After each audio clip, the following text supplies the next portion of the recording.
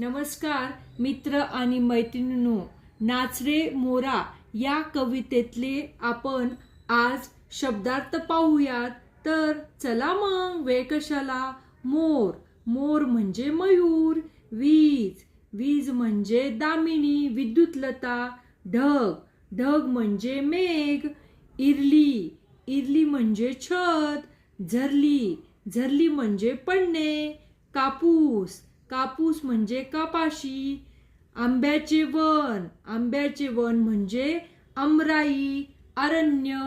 One, one म्हणजे जंगल. सोंगड्या, सोंगड्या म्हणजे मित्र सवंगडी सोबती. झुंजला, झुंजला म्हणजे लढा. नाहू, नाहू म्हणजे अंघोळ. तळ्यात, तळ्यात म्हणजे तळे तलाव. वारा, वारा म्हणजे पवन. पिसारा म्हणजे पंख. चला मित्र आणि मैत्रिणींनो, आता आपण नाच रे मोरा या कवितेतील एका शब्दातील उत्तरे पाहूयात. तर चला मग.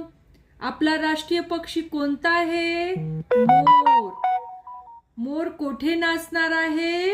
मोर आंब्याच्या वनात नाचणार आहे. वारा कोणाशी झुंजत आहे? तर वारा हा ढगाशी झुंजत आहे. ढगाला कशाची उपमा दिली आहे? ढगाला काळ्या कापसाची उपमा दिली आहे. कोण टाळी देते? वीज टाळी देते. धार कशी झरत आहे? धार झरझर झरत आहे. तळ्यात कोण नाचतात? तळ्यात थेंब नाचतात.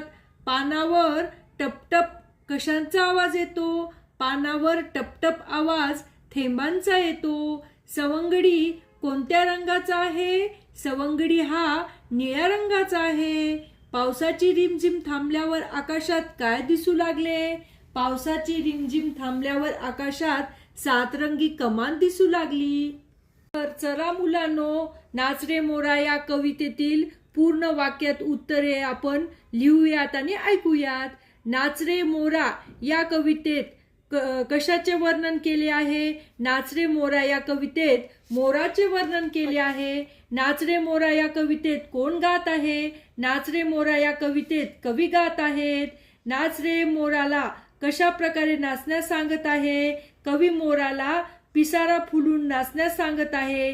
झाडाची इरली कशामुळे भिजली आहे? झाडाची इरली झरझर धार झरल्यामुळे भिजली आहे. कवी कोणाबरोबर खेळ खेळणार आहेत? कवी निळ्या सवंगड्याबरोबर खेळ खेळणार आहेत. कवी मोराला कशाखाली नाचण्यास सांगत आहेत? कवी मोराला सातरंगी कमानी